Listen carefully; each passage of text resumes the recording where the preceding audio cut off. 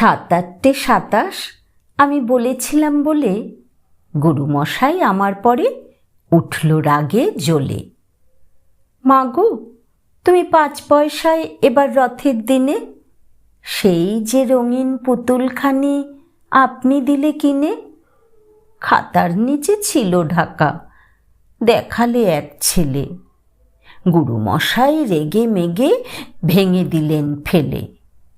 বললেন, তোর দিনরাত্রির কেবল যত খেলা, একটুও তোর মন বসে না পড়াশোনার বেলা।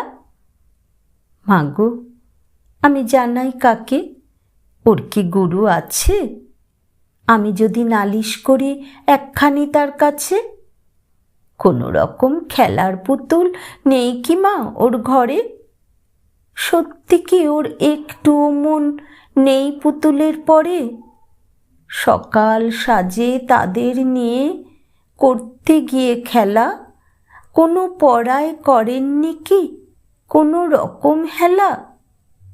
ওর যদি সেই পুতুল নিয়ে ভাঙেন কেহ রাগে, বল দেখি মা ওর মনে তা কেমন তর লাগে?